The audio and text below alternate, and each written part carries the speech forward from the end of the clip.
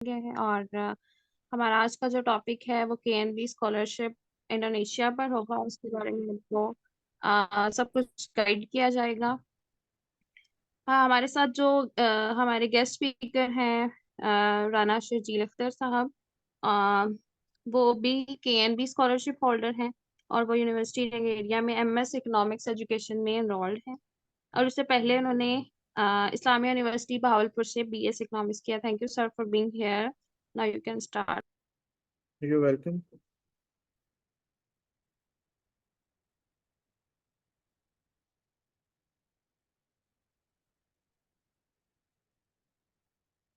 Screen share हो रही है सबके साथ? नहीं सर, नहीं शो हो नहीं रही। सर। जी सर, हो रही है। ओके।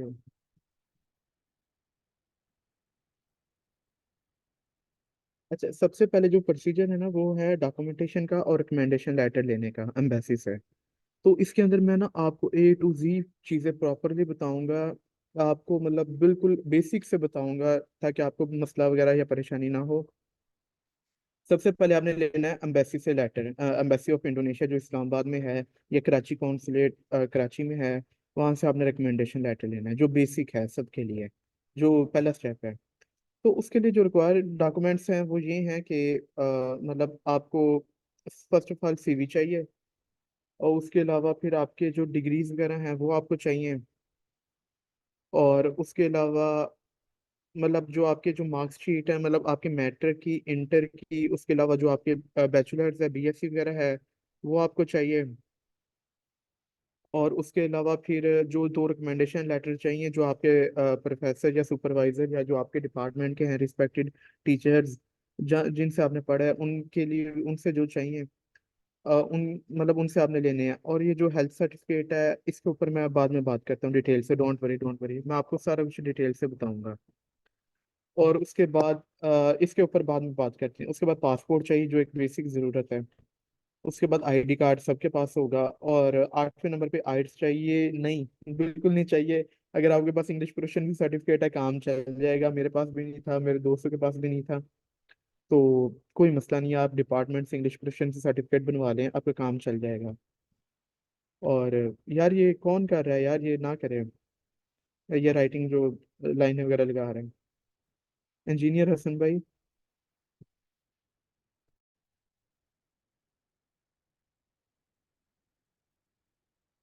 अच्छा, उसके बाद फिर ये चाहिए मतलब मोटिवेशन लेटर चाहिए, ये आपने खुद बनाना है, वर्ड की फॉर्म पे आप बना लीजिएगा।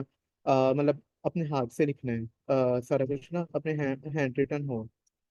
और उसके बाद फिर क्या चाहिए, पेरेंट्स परमिशन या पेरेंट्स एफिडेविट चाहिए, जिसे इजाजतनामा कहते हैं, जो आप अपने अम्मी अब्बू से लेते हो। तो यार ये इसी में ये मेल वगैरह भी दी हुई है, caprischolarship@gmail.com, ये इंडोनेशियन एम्बेसी जो इस्लामाबाद में है उसकी है। अच्छा, अब ये जो बेसिक डॉक्यूमेंट्स हैं यार।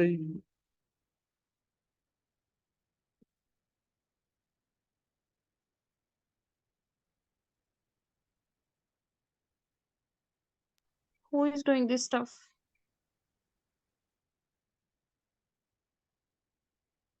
अच्छा, उसके बाद फिर ये जो है ना सारा कुछ ये आपने ना सारा कुछ एम्बेसी को मेल करना है। और उसके बाद जो दो बेसिक डॉक्यूमेंट्स रह गए हैं वो अब मैं आपको अब बताता हूँ। एक पेरेंट्स परमिशन है, और एक मैंने 5वें नंबर पे हेल्थ सर्टिफिकेट, जो मतलब कि अभी एक्सप्लेन नहीं किया, उसके ऊपर बात करती हैं। ये वो बेसिक डॉक्यूमेंट्स हैं जो हर स्कॉलरशिप के लिए आपको ज़रूरी चाहिए, मतलब बहुत इंपॉर्टेंट है। उसके अलावा हम बात करते हैं फिजिकल एग्जामिनेशन सर्टिफिकेट के ऊपर।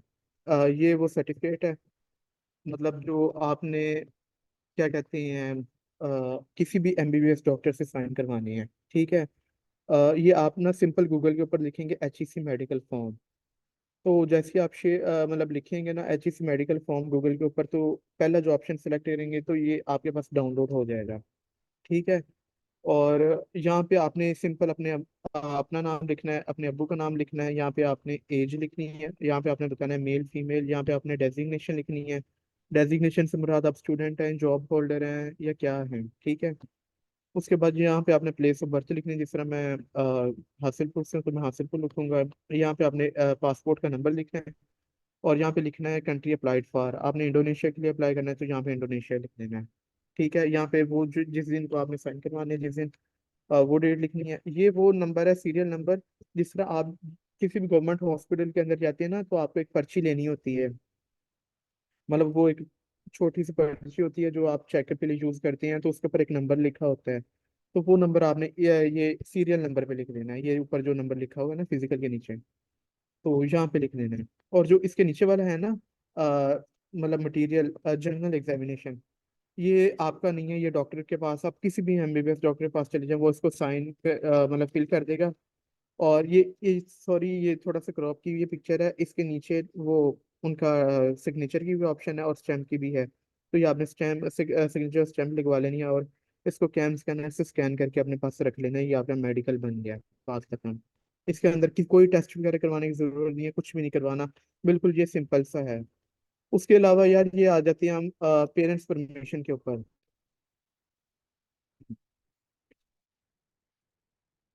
ये एक सैंपल है, जिसके अंदर नो ऑब्जेक्शन सर्टिफिकेट। आप ना सबसे पहले किसी भी स्टाम्प पेपर वाले के पास चले जाएं, स्टाम्प पोस्ट के पास।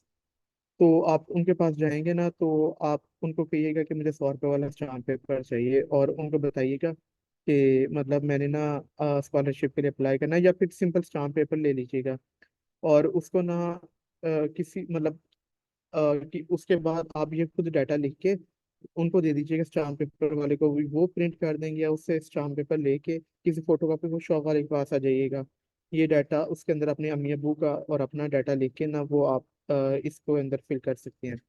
जिस तरह ये पहले लिखा हुआ है, वही मिस्टर अली शाह, मतलब ये आपके अब्बू का नाम है, mister Ali Shah son of Shahzada Miyan, ये दादा अबू का नाम आ गया।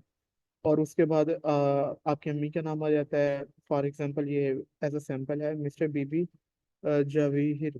और उसके अलावा ये वाइफ है अली शाह की, मतलब ये आपकी अम्मी का नाम आ गया और आपके अब्बू का नाम आ गया, ये आगे उनका एड्रेस आ गया, के पाकिस्तान। और वो हर्बली डिक्लेयर कर रहे हैं कि जो हमारा सन है, बेटा है अबैदुल्ला, उनका आगे सीएनएस या आगे अप्लाई कर रहा है केएनबी स्कॉलरशिप इंडोनेशिया में, ठीक है।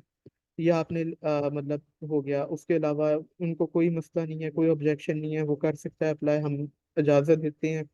नीचे फिर ये लिखा हुआ है mister Ali Shah son of Shahzada Miyan, आगे उनका आईडी कार्ड है, फिर मोबाइल नंबर, इसी तरह उनकी वालदा का भी लिखा हुआ है, अम्मी का, सारा कुछ ना। और उनके सिग्नेचर करवा लेने हैं और साइन करवा लेने हैं, तो मतलब ये आपके डॉक्यूमेंटेशन तैयार हो गई, ये आपका पेरेंट्स एफिडेविट बन गया, सही है। और ये आपके जो सारे डॉक्यूमेंट्स है ना, ये आपने मेल करनी है इंडोनेशियन एम्बेसी को। ये लिखी हुई है KBRI scholarship@gmail.com, या इस पे आपने मेल करनी है सारे डॉक्यूमेंट्स। या तो इनको आपने 10 PDF में बना लेना है। इसके अंदर मैं आपको एक चीज़ और ऐड करूंगा, अगर आपने ये लेना है ना, इसके अंदर आप एक और भी बना सकते हैं, जो मैंने किया था, एक बनाया था कोकुलम एक्टिविटीज़ का। तो उसके अंदर मतलब ना मैंने अपने जितने भी सर्टिफिकेशन थी, मैंने जो सेशन अटेंड किए थे, इंटरनेशनल कॉन्फ्रेंस वगैरह अटेंड की थी, जो भी हिस्सा लिया था, वो भी मैंने डाला था, मतलब मेरे टोटल 11 थे। तो मतलब ये सारे कुछ ना आपने मेल कर देना है। हाँ, फॉर एग्जांपल आपने 2 दिन इंतजार किया, वर्किंग डेज, 2 या 3 दिन इंतजार किया वर्किंग डेज, आपको जवाब नहीं आया, तो यार ये रिकमेंडेशन लेटर के नीचे लिखा हुआ है, for consideration of issuing recommendation letter please fill the application form. ये आपको आगे क्यूआर स्कैनर दिया हुआ है, आपने सिंपल ये क्यूआर स्कैन करना है।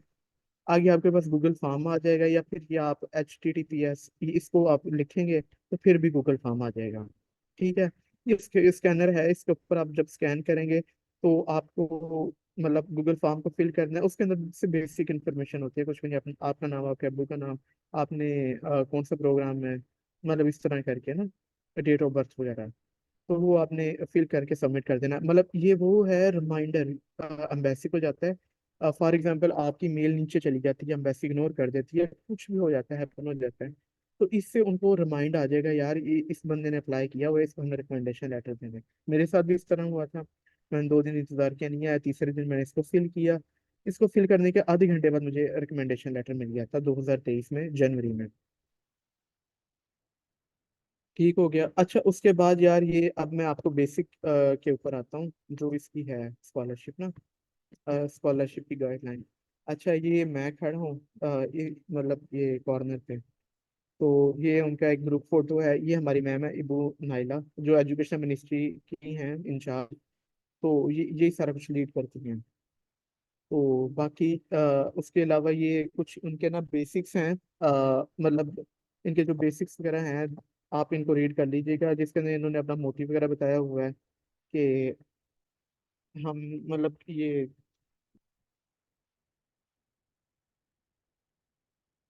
मतलब ये हम ना स्कॉलरशिप वगैरह देंगे जो स्टूडेंट्स हैं। अच्छा, एक और चीज़ मैं आपको क्लियर कर दूं, स्कॉलरशिप की क्वांटिटी कितनी है। जो बैचलर्स के स्टूडेंट है उनके लिए 30 स्कॉलरशिप है, 30 है। जो मास्टर्स है उनके लिए 162 है, 162 है। जो डॉक्टरेट या पीएचडी के स्टूडेंट्स हैं उनके लिए मतलब 30 स्कॉलरशिप्स हैं। और इसके अंदर जो यूनिवर्सिटीज़ हैं वो 31 है, जो इस स्कॉलरशिप को होस्ट कर रही हैं या फिर जो ऑफर कर रही हैं। ठीक है। और उसके अलावा फिर जो इसके ऑब्जेक्टिव हैं वो ये है कि जो to contribute in the human resource development in the developing countries, to promote the deeper culture understanding between developing countries. मतलब ये अपना कल्चर को प्रमोट करना चाह रहे हैं, अपनी जुबान को प्रमोट करना चाह रहे हैं।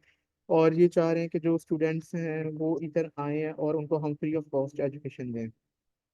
तो मतलब ये उनका थोड़ा बहुत बताया गया है कि 31 यूनिवर्सिटीज़ हैं, और ये जो 1564 1564 स्टडी प्रोग्राम्स हैं जो मतलब ये ऑफर कर रहे हैं इस दफ़ा। पिछली दफ़ा 1400 कुछ थे, इस दफ़ा बढ़ गए हैं। तो यार ये प्रोग्राम का जो स्ट्रक्चर है वो ये है कि इसके अंदर आपको जो ट्रेनिंग है वो 1 साल की बीपा की दी जाएगी। मतलब 1 साल आपको ये इंडोनेशियन भाषा जो इनकी ज़ुबान है वो सीखनी पड़ेगी। तो वो मतलब आपने सीखनी है। और उसके अलावा क्या कहते हैं, आपके मतलब उसके बाद फिर यूनिवर्सिटी वगैरह पॉलिसी वगैरह बनाएगी वो आपके लिए। फिर उस दूसरे साल आपके लिए प्रोग्राम वगैरह अरेंज करेगी। मतलब आपकी स्टडी शुरू हो जाएगी दूसरे साल प्रॉपर, जो आपका मेजर है। जिस तरह मेरा इकोनॉमिक्स है, मेरा सितंबर से स्टडी शुरू हो जाएगी। उसके अलावा ये बताए गए हैं कि 8 सेमेस्टर पीएचडी के हैं, डॉक्टरेट डिग्री के हैं, जिसमें से 2 सेमेस्टर वो मतलब बीपे बीपा या भाषा लैंग्वेज के भी लेंगे। उसके अलावा मतलब वेट वेट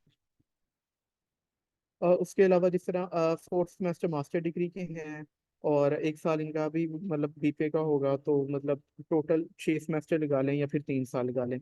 ये पीएचडी वालों के 5 साल हो जाएंगे, और मास्टर्स के 3 साल। और इसी तरह जो बैचलर्स के हैं उनके भी 8 सेमेस्टर हैं, और 2 सेमेस्टर लैंग्वेज के हैं। तो टोटल 10 सेमेस्टर हैं, क्योंकि इनके लिए जुबान सीखनी ज़रूरी है। अच्छा, जो सबसे मेन टॉपिक आता है वो है स्कॉलरशिप कवरेज का और ड्यूरेशन का।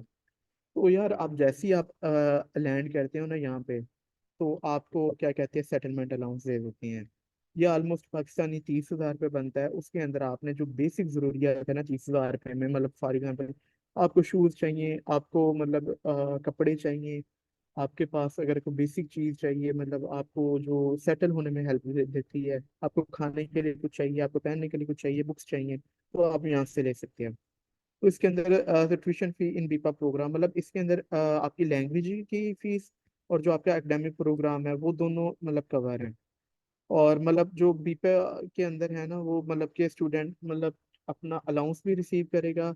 और उसके बाद क्या कहते हैं लिविंग अलाउंस भी मतलब उसको दिया जाएगा, और मंथली अलाउंस भी मतलब जो होगा ना वो उसको लाजमी दिया जाएगा।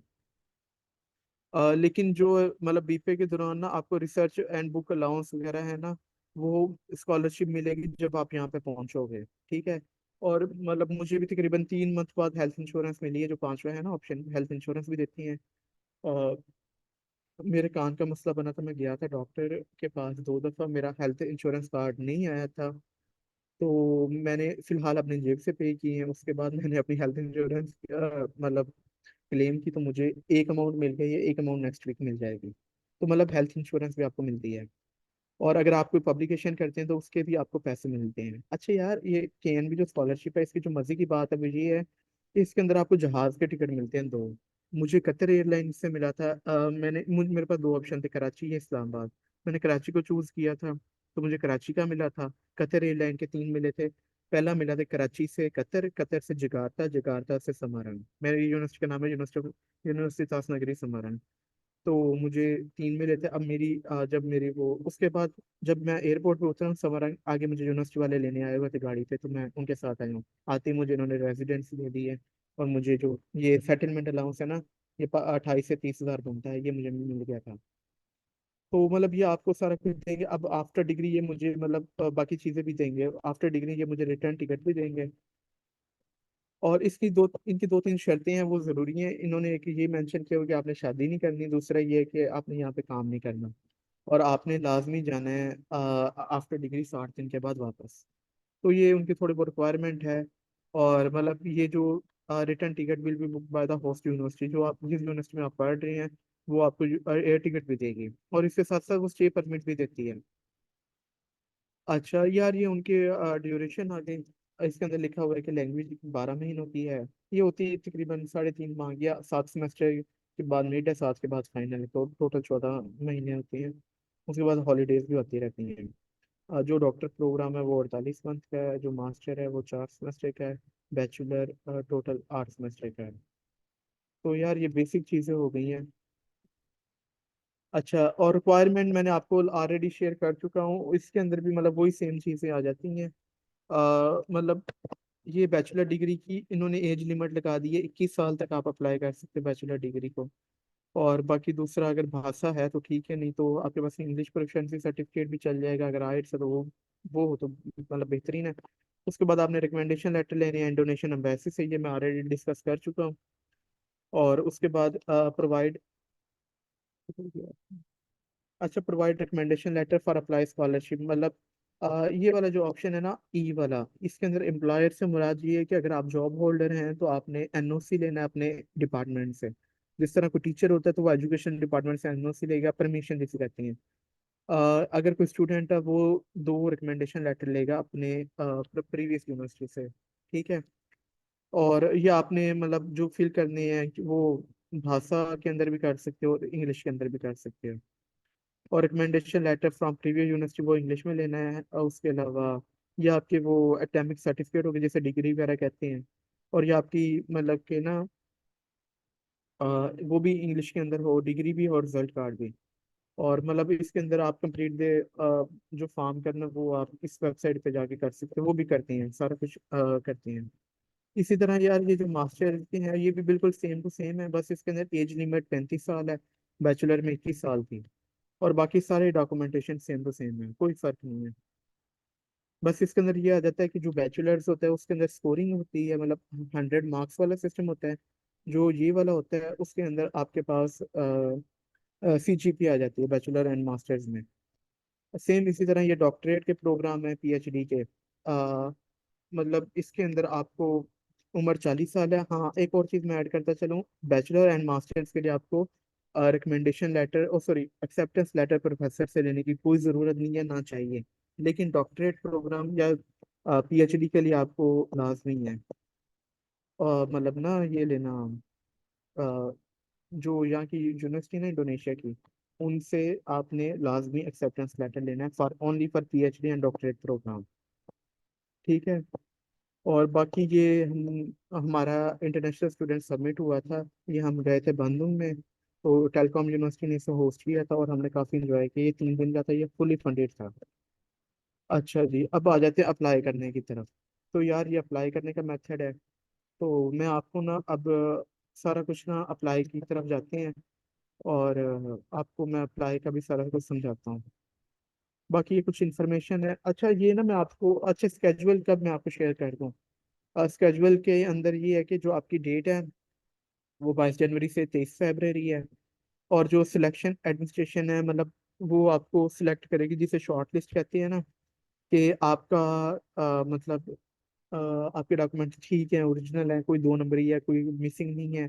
मतलब जिस तरह 1000 बच्चा करते हैं उसमें से 100 बच्चे रख लेते हैं कि यार इनको अवेलुएट किया जा सकता है। वो अवेलुएशन करेंगे ये 22 मार्च तक। और जो मतलब आपके इंटरव्यूज वगैरह शुरू होंगे वो 25 मार्च से लेके 27 मई तक होंगे, वो भी मैं आपको बताऊंगा ये कैसे आपको पता चलेगा सारा मतलब प्रॉपर तरीके से। और जो अनाउंसमेंट है स्कॉलरशिप मिलने की, वो 10 जून है, मेरी दफ़ा 9 जून थी। और 9 जून तक है। उसके अलावा आपको री रजिस्ट्रेशन जो है ना, अच्छा, 10 जून के बाद आपके पास टाइम होगा थोड़ा सा, इसके अंदर आपने एक दो चीजें करनी है। आपके पास टाइम होगा कि आपको कहा जाएगा यार आपने स्कॉलरशिप लेनी है कि नहीं लेनी। कुछ स्टूडेंट होते हैं कि यार वो कहते कि हम यहाँ पे कंटिन्यू करेंगे, हमारा आधा मास्टर्स हो गया, आधा एमफिल हो गया, तो हम नहीं जा रहे हैं। तो उसके अंदर ऑप्शन होता है कि मतलब कुछ स्टूडेंट छोड़ जाते हैं, कुछ रख लेते हैं। जो रखेंगे वो कंफर्म कर देंगे, और जो छोड़ देंगे उसकी उनकी फिर मतलब उनकी जगह एक और उनके बैकअप पे लिस्ट होती है, कुछ बच्चे होते हैं वो उनको रजिस्ट्रेशन कर देंगे। तो मतलब वो हो जाएगा। इसके अलावा डॉक्यूमेंटेशन, इमिग्रेशन, मतलब जो वीज़ा आता है आपका और टिकट वगैरह, वो 8 जुलाई से लेके 9 अगस्त तक आ जाएगी, जहाज़ की टिकट और वीज़ा। और ये आपने अराइव इन इंडोनेशिया, या आप पहुंचेंगे ऑलमोस्ट। मैं पहुंचा था 27 अगस्त को। 27 अगस्त को सॉरी, फ्लाइट थी मेरी, 29 को मैं पहुंचा था। तो ये आपने अगस्त में लाजमी पहुंचना है। और आपका जो बीपा प्रोग्राम है या जो ज़ुबान है वो आपकी स्टार्ट होगी सितंबर में। और बाकी कुछ यूनिवर्सिटीज हैं उनकी मतलब मिड ऑफ द हो जाती हैं। तो कुछ यूनिवर्सिटीज का मतलब 5-7 दिन ऊपर नीचे हो सकते हैं, वो कोई इशू नहीं है। ये इनका कल्चरल डांस वगैरह है, तो मतलब सारा कुछ। बाकी यार ये यूनिवर्सिटीज के नेम लिखे हुए हैं और उनके ना सारा कुछ लिखा हुआ है, ईमेल भी दी हुई है, वेबसाइट भी दी हुई है। अगर आपका कोई क्वेश्चन है यूनिवर्सिटी से तो आप उनको मेल कर सकते हैं। बाकी यार ये 31 यूनिवर्सिटीज दी हुई हैं, ये आप देख लें। यूनिवर्सिटी नगरी जुगाड़ था। उसके बाद फिर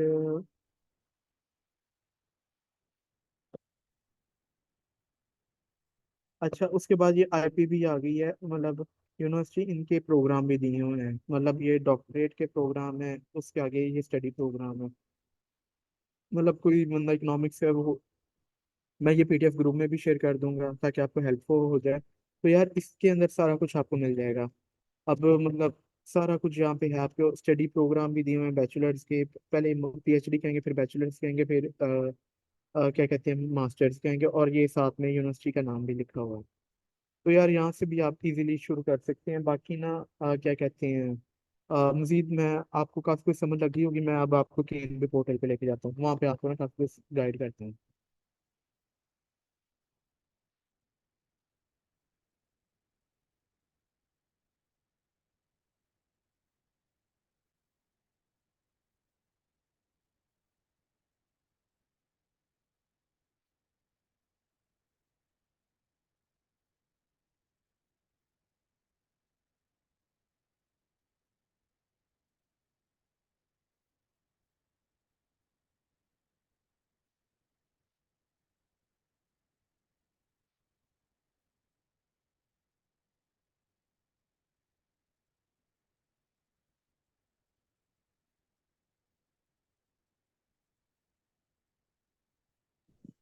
स्क्रीन शेयर हो रही है?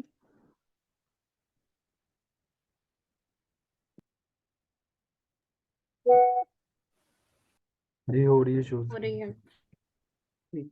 सर हो रही है। यार इसके अंदर ना आपको इस यहाँ पे भी आपको सारा कुछ मिल जाएगा, मतलब सारा कुछ यहाँ पे मौजूद है, आप पढ़ सकते हैं। वो मैं ऑलरेडी एक्सप्लेन कर चुका हूँ। आपने सिंपल ये साइन इन का ऑप्शन है, ये अप्लाई नाउ का, यहाँ पे आप क्लिक कर सकते हैं। तो मेरी ऑलरेडी मतलब ईमेल वगैरह दी हुई है, मतलब मेरा अकाउंट बना हुआ है। यहाँ से आपने साइन अप करना है, आपकी मेल आएगी, तो वो सिंपल सा अकाउंट बन जाएगा।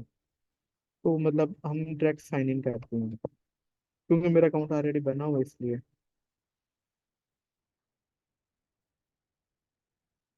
यहाँ से मैंने साइन इन किया। अच्छा जी। यार मैं आपको बता रहा था कि जो सिलेक्शन डेट है वो 23 फरवरी है। उसके बाद फिर कुछ डेट मतलब 22 मार्च तक सिलेक्शन करते हैं, शॉर्ट लिस्ट करते हैं। उसके बाद वेरिफिकेशन एंड प्रोसेस से मुराद ये है कि आपके इंटरव्यूज चलेंगे।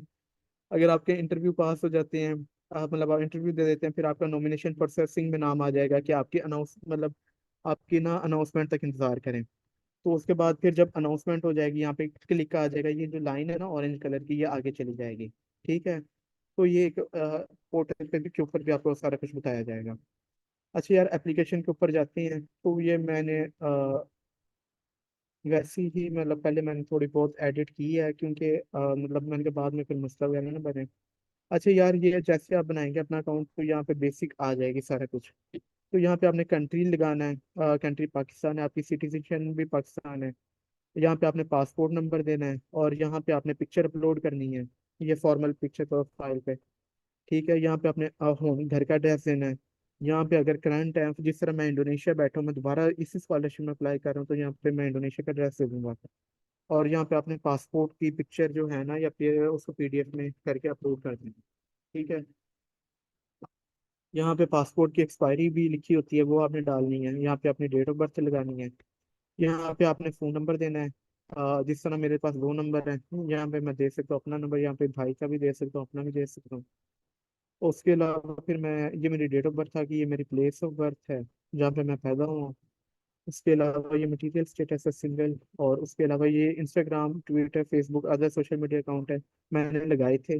मैंने अदर सोशल मीडिया पे लिंक्डइन लगाया था, फेसबुक का लगाया था, ट्विटर, इंस्टाग्राम सारे लगाए थे। मैं आपको भी रिकमेंड करूंगा आप भी सारे लगाएं। ठीक है, उसके बाद जैसे नेक्स्ट करेंगे ना, तो ये आपका एकेडमिक इन्फॉर्मेशन आ जाएगी। अच्छा, इसके अंदर मैं आपको दो से तीन चीजें क्लियर कर दूं। सीजीपीए में जो बैचलर्स के लिए कर रहे हैं वो स्केल के ऊपर करेंगे, जो 100 है। जो बैचलर मतलब मास्टर या पीएचडी कर रहे हैं, वो सीजीपी के ऊपर करेंगे, या अदर के ऊपर भी कर सकते हैं, अगर उनकी किसी की 5 सीजीपी है तो। मेरी 4 थी, तो मेरी जो आई थी वो 3.38 थी बैचलर्स में। उसके अलावा मेरा इंग्लिश स्पीकिंग कंट्री है, और मेरा जो लास्ट कॉलेज था वो ये था, इस इस्लामी university Bahawalpur. Last study programme था वो मेरा बीएस इकोनॉमिक्स था, 4 ईयर का। ठीक है, उसके अलावा ये नीचे पूछा गया है कि आइट्स, टोफल सर्टिफिकेट या अदर डॉक्यूमेंट। मेरे पास इंग्लिश प्रोफिशिएंसी सर्टिफिकेट था, वो मैंने यहाँ पे अपलोड कर दिया है। ठीक है, तो मतलब मैंने यहाँ पे वैसे ही फर्जी डॉक्यूमेंट अपलोड किए हैं, इंग्लिश प्रोफिशिएंसी नहीं किया। अच्छा, यहाँ पे जो है ना राइट हैंड साइड, यहाँ पे आपको दो तीन चीजें आपको देखनी है। Academic transcript. एकेडम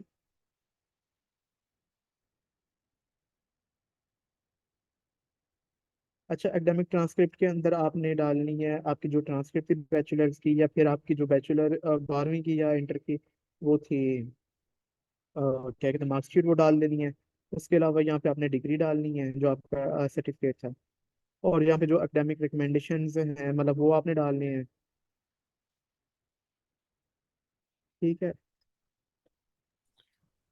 एक्सक्यूज मी, हाँ जी।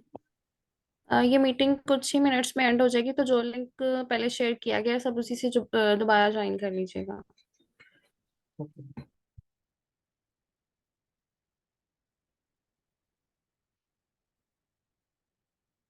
अच्छा, उसके अलावा क्या कहते हैं, इसके अंदर एकेडमिक सर्टिफिकेट आ गए, उसके अंदर अलावा जो एकेडमिक रिकमेंडेशंस हैं वो भी आपने यहाँ पे डालनी है।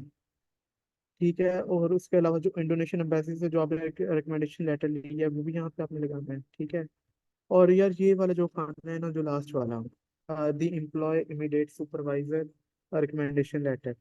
द एम्प्लॉयर से मुराद जिस तरह का जॉब होल्डर है, वो मतलब यहाँ पे अपना एनओसी लगाएगा जिस इदारे में वो काम कर रहा है।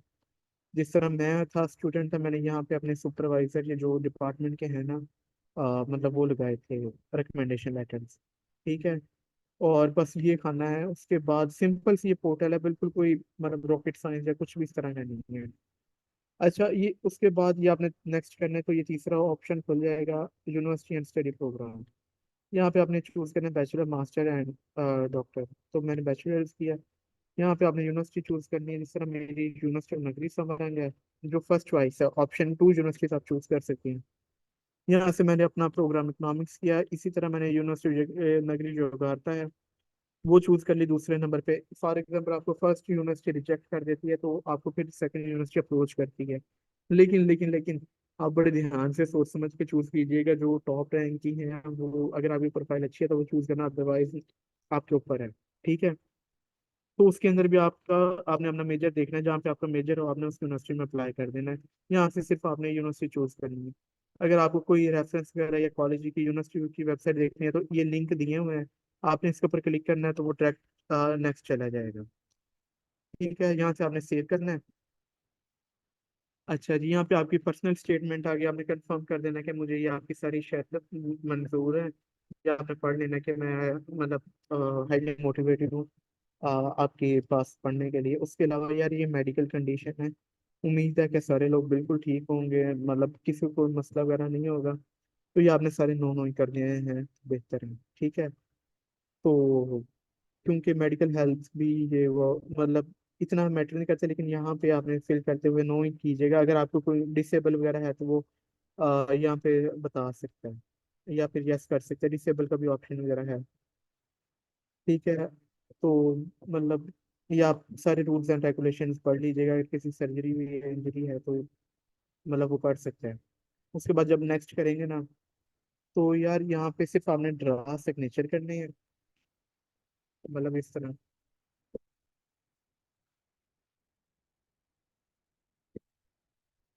मतलब इस तरह करके ना सिग्नेचर कर देनी है और नीचे सबमिट कर देनी है फाइल, बस बात खत्म। आपकी स्कॉलरशिप सबमिट होगी, अल्लाह अल्लाह खैर सलाह। और बाकी आई थिंक आपको काफ़ी चीज़ें क्लियर हुई होंगी। अगर कोई क्वेश्चन है तो आप मुझे बताएं। जो नेक्स्ट वीडियो होगी वो हम क्वेश्चन के ऊपर रखेंगे। तो मैं सबमिट नहीं कर रहा, मैं इस सारी एप्लीकेशन को डिलीट करूंगा क्योंकि मेरे आधार स्कॉलरशिप लगी हुई है, तो मैं इस वजह से सबमिट नहीं कर रहा। तो बाकी यार ये डैशबोर्ड के ऊपर है, ये मैं आपको दोबारा बताता हूँ। अब ये आपकी वेरिफिकेशन ऑफ साइन अप हो रहा है, और जब ये डेट खत्म हो जाएगी, 23 गुजर जाएगा, यहाँ पे टिक लग जाएगा और ये यहाँ पे आ जाएगा। और फिर जब आपको शॉर्ट लिस्ट कर देंगे तो मतलब शॉर्ट लिस्ट से मुराद आपकी एप्लीकेशन कंसिडर कर ली गई है, तो यहाँ पे टिक लग जाएगा, ये यहाँ पे आ जाएगा। जब आपके इंटरव्यूज हो जाएंगे, इंटरव्यूज होने के बाद मतलब आप फिर अनाउंसमेंट का इंतजार करेंगे, फिर ये ऑरेंज लाइन यहाँ पे आ जाएगी, अनाउंसमेंट पे टिक नहीं होगा। जब अनाउंसमेंट हो जाएगी 10 जून को, फिर यहाँ पे टिक लग जाएगा। तो यार काफ़ी चीज़ें आपको क्लियर हो गई होंगी। तो बाकी बाकी आप डॉक्यूमेंटेशन तैयार करें और रिकमेंडेशन लेटर लें एम्बेसी से। और बाकी क्या कहते हैं, सारे डॉक्यूमेंटेशन तैयार करके आपने सब्जेक्ट में लिखना है KNB scholarship, request for recommendation letter for KNB scholarship. उसके नीचे जो होता है मतलब लिखने की जगह बायोडाटा, वहाँ पे अपना नाम लिखना है। फॉर एग्जाम्पल मेरा नाम राना शर्जिल अख्तर है, मैं हासिलपुर डिस्ट्रिक्ट भावलपुर से, मैंने बैचलर इस्लामी यूनिवर्सिटी भावलपुर से किया है, और मेरी CGPA ये थी, और मैं इंटरेस्टेड हूँ KNB स्कॉलरशिप में, काइंडली मुझे रिकमेंडेशन लेटर दिया जाए। नीचे आपने 10 डॉक्यूमेंट्स लगाने हैं, और मतलब बात खत्म, वो आपने मेल कर देनी है। और इन अगर 2 दिन के अंदर रिप्लाई नहीं आता तो QR स्कैन करें। मैं आपको तो वो चीज़ें आपको ग्रुप में भी शेयर कर दूंगा। QR स्कैन करके तो आप अपना एक वो गूगल फॉर्म आएगा, वो फिल करें। वो कंप्लेंट फॉर्म है, तो वो इंशाल्लाह आपको 2 या 3 दिन में मैक्सिमम दे देंगे रिकमेंडेशन लेटर।